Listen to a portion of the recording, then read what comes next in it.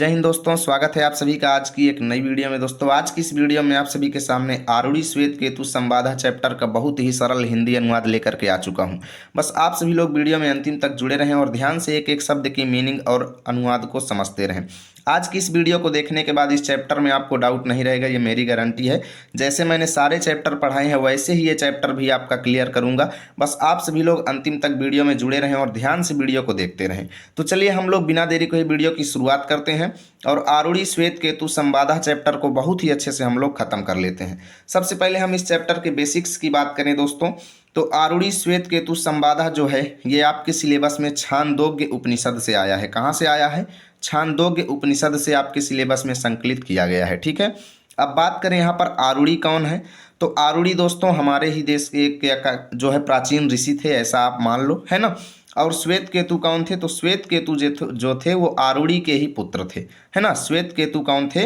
वो आरूढ़ी के पुत्र थे, है ना। और यहाँ पर पिता और पुत्र में संवाद होगा इस चैप्टर में दोस्तों, और हम लोग उसको अच्छे से समझेंगे। चलिए हम लोग देखते हैं एक एक लाइन को अच्छे से। यहाँ पे लिखा है कि श्वेत केतु आरूढ़ेय आस तम ह पितो उवाच श्वेत केतु वस ब्रह्मचर्यम, है ना। तो यहाँ पर देखिए श्वेत केतु आरूढ़ेय, इसका मतलब ये है कि श्वेत केतु जो है वो आरूढ़ेय, आरूढ़ेय मतलब आरूढ़ी का पुत्र, आस माने था। ठीक है, श्वेत केतु मतलब श्वेत केतु, आरूढ़ेय मतलब आरूढ़ी का पुत्र, आस मतलब था। ठीक है, सबसे पहले। उसके बाद तम हा पितो उवाच श्वेत केतु वस ब्रह्मचर्यम। तम माने उससे, किससे? श्वेत केतु से। तम माने उससे, यानी किससे? श्वेत केतु से। कौन बोला? हा माने उसके, किसके? श्वेत केतु के। पितो, पितो मतलब पिता, उवाच माने बोले। पिता कौन? यानी आरूढ़ी बोलते हैं श्वेत केतु से, क्या बोलते हैं कि श्वेत केतु वस ब्रह्मचर्यम, यानी हे श्वेत केतु, हे श्वेत केतु, वस माने वास करो, निवास करो, किस में? ब्रह्मचर्यम। ब्रह्मचर्यम में निवास करने का मतलब ये है दोस्तों कि ब्रह्मचर्य का पालन करते हुए विद्या अर्जित करो, ब्रह्मचर्य का पालन करते हुए अध्ययन करो, है ना।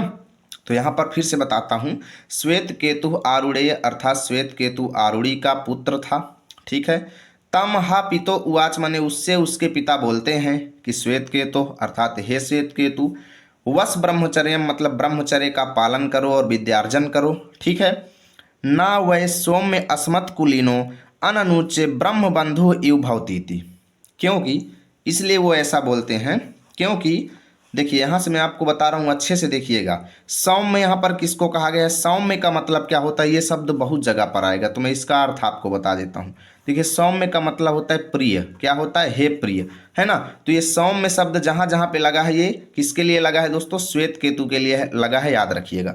तो आरूढ़ी कहते हैं इसलिए विद्यार्जन करो क्योंकि हे प्रिय, सौम्य मतलब हे प्रिय, अस्मत् कुलीनो अर्थात अस्मत् कुलीनो मतलब हमारे कुल में, अन अनुच्च मतलब बिना पढ़े, है ना। अन अनुच्च मतलब बिना पढ़े या बिना ज्ञान के, ना मतलब नहीं है कोई भी, ब्रह्म मतलब ब्राह्मण, यानी कोई भी ब्राह्मण नहीं कहलाता है बिना अध्ययन करे हमारे कुल में, है ना। वो क्या कहलाता है?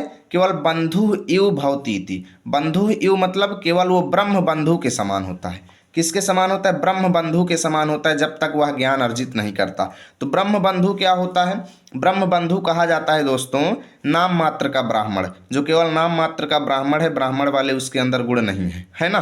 तो यहाँ पर देखिए मैं बता रहा हूँ, यहाँ पर आरूढ़ी जी कहते हैं हे श्वेत केतु, हे मेरे प्रिय, हे सौम्य, अस्मत् कुलीनो मतलब हमारे कुल में, अन अनुच्च मतलब बिना विद्या अर्जन किए, यानी बिना पढ़े बिना अध्ययन किए कोई भी ना माने नहीं है, ब्रह्म मतलब ब्राह्मण, यानी कोई भी ब्राह्मण नहीं कहला सकता, है ना। वो केवल बंधु इव मतलब ब्रह्म बंधु के समान ही भवति मतलब होता है। अर्थात अगर आपको ब्राह्मण बनना है तो अध्ययन करना पड़ेगा। अब आगे देखिए दोस्तों, अगर ये पद्यांश हमारे एग्जाम में आएगा तो हमको इसका सबसे पहले संदर्भ लिखना पड़ेगा। तो हम लोग लिखेंगे कि प्रस्तुत अवतरण हमारी पाठ्य पुस्तक हिंदी के अनिवार्य संस्कृत में संकलित आरूढ़ी श्वेत केतु संवादा नामक पाठ से लिया गया है, जो कि छांदोग्य उपनिषद से हमारे पाठ्यक्रम में संकलित किया गया है। हिंदी अनुवाद हेडिंग डालेंगे और लिखेंगे हम लोग कि श्वेत केतु आरूढ़ी का पुत्र था। उनके पिता ने उनसे कहा कि हे श्वेत केतु, ब्रह्मचर्य का पालन करते हुए विद्या अध्ययन के लिए जाओ। हे प्रिय, बिना पढ़े हुए हमारे कुल का व्यक्ति ब्राह्मण नहीं कहलाता है, वह तो ब्रह्म बंधु अर्थात नाम मात्र का ब्राह्मण के समान होता है। हम लोग इतना लिखेंगे, ठीक है। अब देखिए दोस्तों, इसकी लैंग्वेज थोड़ा डिफिकल्ट है, इसलिए आपको अगर एक बार में समझ में नहीं आता है तो आप लोग वीडियो को दोबारा देख लीजिएगा, आपका एक एक शब्द क्लियर हो जाएगा। चलिए हम लोग दूसरा देखते हैं। यहाँ पर है, सह 12 वर्ष उपेत्य 24 वर्ष सर्वान वेदान अधीत्य महामनानुचान मानी स्तब्ध एआय। सह माने वह, कौन? श्वेत केतु।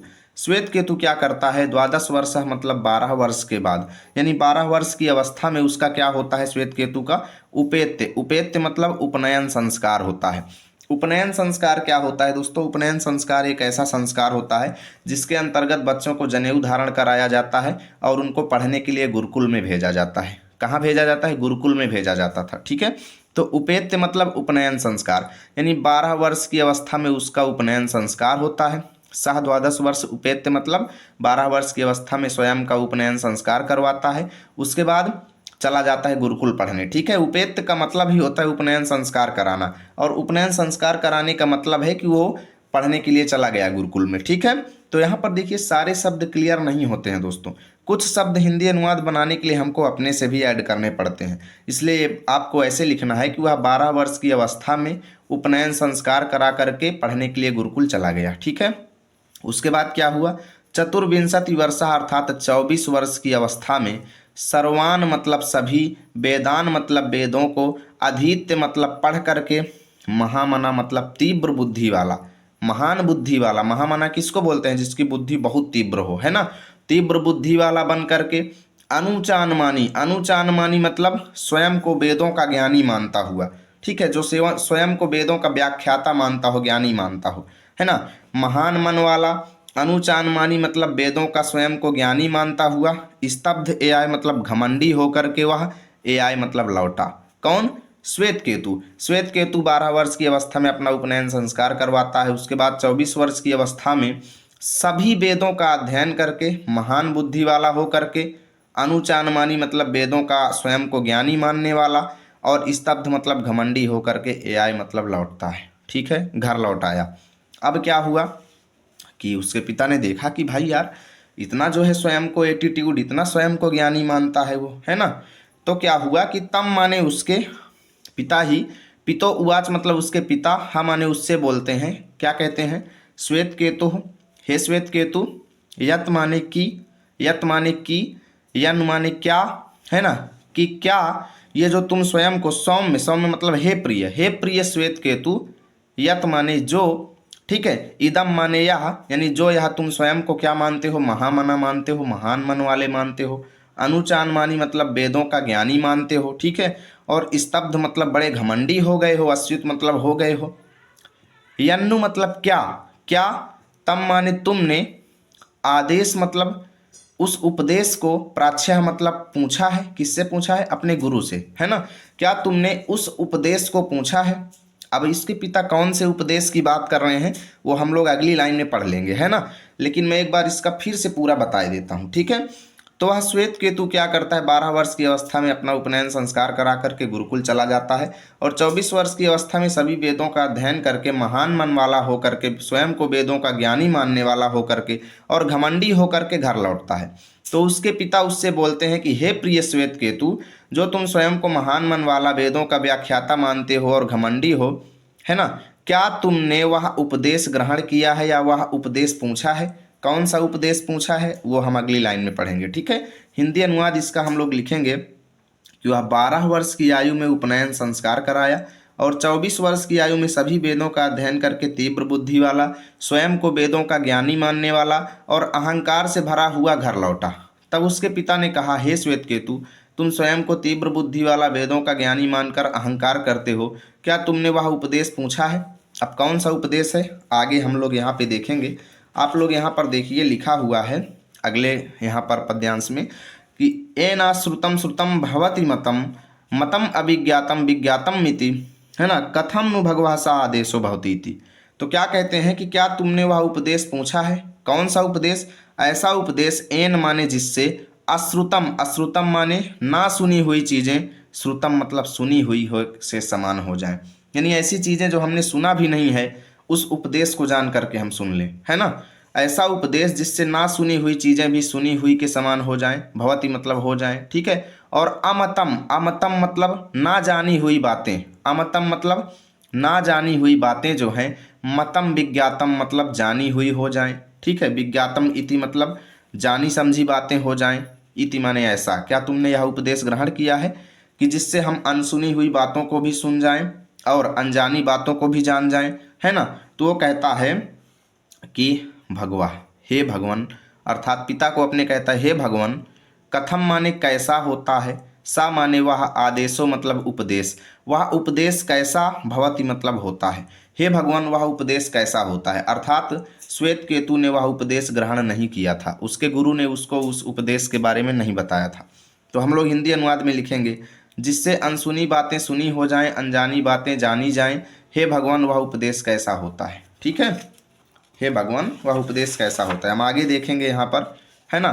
तो अब यहाँ पर आरूढ़ी क्या करते हैं, अलग अलग एग्जाम्पल लेते हैं और अपने पुत्र को समझाने की कोशिश करते हैं। उसके पुत्र कहते हैं, यथा माने जैसे, सौम्य मतलब हे प्रिय, एकेन मतलब एक ही, मृत पिंडेन मतलब मिट्टी के टुकड़े से, यानी मिट्टी का टुकड़ा यानी ढेला जिसको हम लोग बोलते हैं, है ना। कहते हैं कि हे प्रिय, जिस प्रकार एक मिट्टी के ढेले से सर्वम मतलब सभी, मृन्मयम मतलब मिट्टी से बनी हुई वस्तुएं, विज्ञातम मतलब जान ली जाती हैं। अर्थात जब हम एक मिट्टी के ढेले को जो है अच्छे से समझ लेते हैं तो हम मिट्टी से बनी हुई सारी वस्तुओं के बारे में जानकार हो जाते हैं, है ना। जिस प्रकार मिट्टी के बने एक ढेले से हम लोग सभी, है ना, यथा माने जैसे, हे प्रिय, जैसे एक मिट्टी के टुकड़े से हम लोग सभी मिट्टी से बने हुए सभी वस्तुओं के बारे में विज्ञातम मतलब जान जाते हैं। डिफरेंस क्या होता है, विकारी मतलब बदलाव क्या होता है। देखिए मिट्टी की बनी हुई अनेक वस्तुएं होती हैं दोस्तों, लेकिन सभी वस्तुओं में फर्क क्या है, फर्क बस इतना है दोस्तों कि उनका कार्य अलग है, नाम अलग है, बाकी उनको वास्तव रूप से देखा जाए तो बनी किससे है, मिट्टी से ही बनी है ना। सेम वैसे ही दोस्तों हम लोग क्या करते हैं, किताबी ज्ञान बहुत ग्रहण करते हैं, ऊपर ऊपर ज्ञान ग्रहण करते हैं, लेकिन वास्तव में देखा जाए तो वो अंत में जा करके हमारा आत्मज्ञान ही होता है। यानी कुल मिलाकर के आरूढ़ी क्या करते हैं, श्वेत केतु को आत्मज्ञान ग्रहण करने के लिए प्रेरित करते हैं, किताबी ज्ञान नहीं, आत्मज्ञान, है ना। उन्हें अपने आत्मज्ञान को जगाना चाहिए। तो वही चीज़ बता रहे हैं कि जिस प्रकार मिट्टी के एक टुकड़े को जान लेने से हम सभी मिट्टी से बनी हुई वस्तुओं के बारे में जान लेते हैं, उन वस्तुओं में फर्क क्या होता है, बदलाव केवल किसका होता है, नामधेयम मतलब नाम का, और स्यात मतलब होता है, याद रखिएगा, स्यात मतलब होता है, विकारी मतलब बदलाव, यानी बदलाव केवल होता है आचरणम्भणम मतलब आचरण, और नामधेयम मतलब नाम का, यानी अलग अलग वस्तुओं में उनके कार्य और नाम का केवल फर्क होता है, बाकी वास्तव में देखा जाए तो मिट्टी की ही बनी होती है ना। जैसे एक मिट्टी का ढेला है, एक मिट्टी का चूल्हा है दोस्तों, कार्य और नाम तो अलग अलग है, लेकिन वास्तव में उसको देखा जाए तो बना तो मिट्टी का ही है ना। तो वही चीज़ बता रहे हैं कि फर्क केवल किसका होता है, बदलाव किसका होता है, स्यात मतलब होता है, विकार मतलब बदलाव, है ना, आचरम्भणम मतलब आचरण यानी कार्य का और नाम का, है ना, नामधेयम यानी नाम का, है ना। इसका संधि विच्छेद यहाँ पे लिखा हुआ है, नामधेयम मृतिका इति एव, है ना। तो यहाँ पर कहते हैं कि मृतिका मतलब मिट्टी ही, एव मतलब है, सत्यम मतलब सत्य, यानी वास्तविक सत्य तो मिट्टी ही है ना। मिट्टी से बनी हुई सभी वस्तुओं को जब देखा जाएगा तो उनमें मूल चीज़ हमको क्या मिलेगी, मिट्टी ही तो मिलेगी। तो वही चीज़ उसके पिता उसको समझा रहे हैं। तो हिंदी अनुवाद में हम लोग लिखेंगे, जैसे हे प्रिय, मिट्टी के एक ढेले को जान लेने से मिट्टी से बने सभी पदार्थ जान लिए जाते हैं, बदलाव तो केवल उनमें नाम और कार्य का होता है, वास्तविक सत्य तो मिट्टी ही होती है ना। अर्थात वास्तव में वस्तुएं तो मिट्टी की ही बनी हुई हैं, भले उनके नाम और कार्य अलग अलग हैं। वैसे ही हम लोगों को वो ज्ञान अर्जित करना चाहिए जिससे हम लोग स्वयं को जान सकें, आत्मज्ञान हमको अर्जित करना चाहिए, है ना। अब यहाँ पे देखिए लिखा हुआ है अगला, यथा, अगला उदाहरण देते हैं, यथा माने जैसे, हे सौम्य मतलब हे प्रिय, एक लोहमणि नाम मतलब लोहे की वस्तु को, यानी लोहे के एक टुकड़े को जान लेने से, सर्वम मतलब सभी, लोहमयम मतलब लोहे से बनी हुई वस्तुओं के बारे में, विज्ञातम मतलब जानकारी हमको प्राप्त हो जाती है। इस प्रकार लोहे से बनी एक वस्तु यानी एक टुकड़े को जान लेने से लोहे से बनी सभी वस्तुएं जान ली जाती हैं। उनमें भी फर्क क्या होता है, स्यात मतलब होता है, विकार मतलब बदलाव सभी वस्तुओं में किसका होता है, आचरम्भणम मतलब कार्य और नाम का केवल, ठीक है।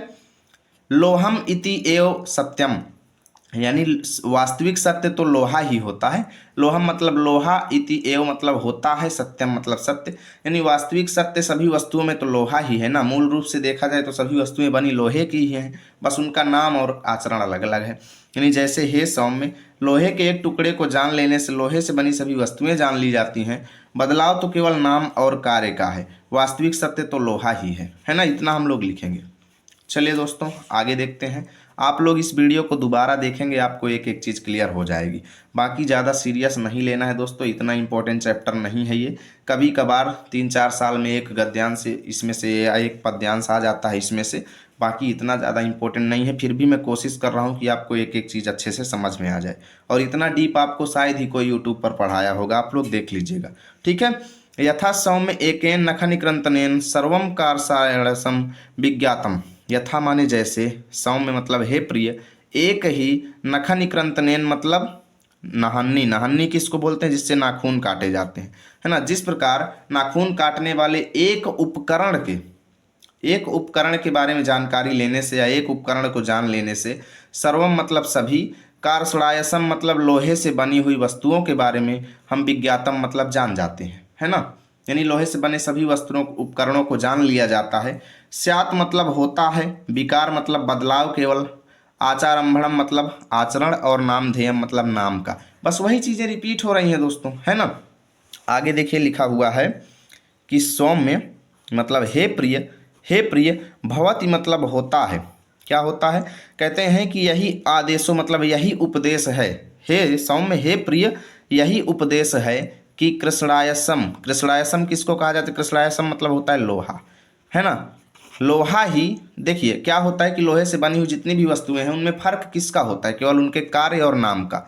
अर्थात कृष्णायसम मतलब लोहे से बनी हुई सभी वस्तुओं में, कृष्णायसम मतलब लोहा, इति एव मतलब लोहा ही, सत्यम एव मतलब वास्तविक सत्य है ना। इस तरीके से वो समझा देते हैं दो उदाहरण के द्वारा, और कहते हैं हे सौम्य, हे प्रिय, सा आदेशो भवती इति, यानी यही वह उपदेश है प्रिय, यही वह उपदेश है जो मैं तुम्हें बताना चाहता हूँ, है ना। यानी कि उदाहरण के माध्यम से वो समझाते हैं कि तुम भी आत्मज्ञान ग्रहण करो, यानी मूल चीज को ग्रहण करो, जिससे तुम सभी वस्तुओं के बारे में जानकारी प्राप्त कर पाओ, है ना। देखिए जैसे लोहे की सभी वस्तुओं को, अब जैसे लोहे से जितनी हुई बनी हुई वस्तुएं हैं, लोहे से कई मशीनें बनी हैं, लोहे से अलग अलग उपकरण बने हैं। तो अलग अलग उपकरण को जानने से अच्छा है दोस्तों कि हम लोहे को जान जाएं। किसको जान जाएं? लोहे को जान जाएं, तो हम सभी उपकरणों के बारे में जान जाएंगे। तो ये उदाहरण के द्वारा, ऐसे ही मिट्टी से चूल्हा भी बना है, मिट्टी से ईंट भी बनी हुई है। तो ईंट को अलग से जानना और चूल्हे को अलग जानने से मतलब जानने से अच्छा है कि हम केवल मिट्टी को जान जाएं, मूल भाव को जान जाएं।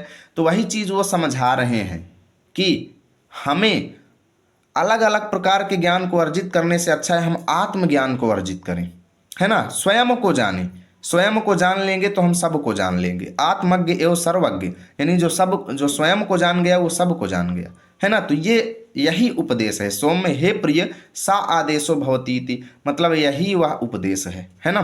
तो हिंदी अनुवाद लिखेंगे जैसे, हे सौम्य, नाखून को काटने वाले औजार को जान लेने से सभी लोहे के उपकरण जान लिए जाते हैं। बदलाव तो केवल नाम और व्यवहार का है, वास्तविक सत्य तो लोहा ही है। तो आगे हम इसमें थोड़ा सा और लिख लेंगे, यहाँ पे भूल गए हैं, इसको लिख लेना, हे सौम्य, यही वह उपदेश है, ठीक है। अब आगे देखिए यहाँ पर क्या होता है, न वै नूनम भगवंतस्त एतद वेदिषु यद्धेत वेदिष्यन, है ना। इसका संधि विच्छेद देखिए, एतद अवेदिषु यत ही एतद अवेदिष्यन, कथम में नावश्यन्निति भगवान सत्वेव में तद ब्रवीतुइति तथा सौम्येति होवाच, है ना। ना माने नहीं, नूनम मतलब निश्चय ही। तो अब यहाँ पर श्वेत केतु क्या कहता है, देखिए यहाँ पे हम कैसे जान गए कि श्वेत केतु कहता है, क्योंकि सौम्येति होवाच, सौम्येति होवाच मतलब सौम्य यानी प्रिय श्वेत केतु कहता है। प्रिय श्वेत केतु क्या कहता है, नूनम मतलब निश्चित ही, भगवंता मतलब मेरे गुरुजन, निश्चित ही मेरे गुरुजन, एतद मतलब इस, एतद मतलब इस, वेदिषु, वेदिषु अब देखिए यानी कि एतद मतलब इस बात को, यानी इस उपदेश को, है ना। अवेदिषु मतलब नहीं जानते थे, निश्चित ही मेरे गुरु जो थे वो इस उपदेश को नहीं जानते थे। क्यों, है ना, नहीं जानते थे। यत माने यदि, ही माने वह, एतत माने इसे, अवेदिष्यन मतलब जानते होते, यत माने ही, है ना, यदि, एतत माने इसे, अवेदिष्यन मतलब अगर वो जानते होते, निश्चित, देखिए फिर से बनाएंगे, निश्चय ही मेरे गुरु, एतद मतलब इसे यानी इस उपदेश को, अवेदिषु मतलब नहीं जानते थे, यत माने यदि, एतत मतलब इसे, अवेदिष्यन मतलब जानते होते, तो कथम माने क्यों, मैं माने मुझे, ना मतलब नहीं, अवच्छिन्नति मतलब नहीं बताते, अगर वो इस उपदेश को जानते होते तो मुझे क्यों नहीं बताते, जरूर बताते, है ना। इसलिए कहते हैं, श्वेत केतु कहता है भगवान, मतलब हे भगवान, अपने पिता को कहता है हे भगवान, अस्त्वत्व एव मतलब आप ही, मैं माने मुझे, तद माने उस उपदेश को, ब्रवीत मतलब बता दीजिए, इति माने इसे, ठीक है, यानी आप ही मुझे उस उपदेश को अच्छे से समझा दीजिए, है ना। तो हम लोग इसका हिंदी अनुवाद लिखेंगे, श्वेत केतु ने कहा, निश्चय ही मेरे गुरु यह बात नहीं जानते थे, इसलिए उन्होंने मुझे यह नहीं बताया, हे भगवान आप ही मुझे यह उपदेश अच्छे से समझा दीजिए। ठीक है दोस्तों, यहाँ से मैंने पूरा चैप्टर आपको अच्छे से समझाया है। मानना पड़ेगा चैप्टर डिफिकल्ट है दोस्तों, लेकिन आप 2 बार वीडियो जरूर देखिएगा, आपका एक एक चीज़ क्लियर हो जाएगा। उम्मीद करता हूँ वीडियो अच्छी लगी हो, प्लीज़ वीडियो को लाइक करें, दोस्तों के पास शेयर करें। मिलेंगे आप सभी के साथ अगली वीडियो में, तब तक के लिए जय हिंद, जय भारत।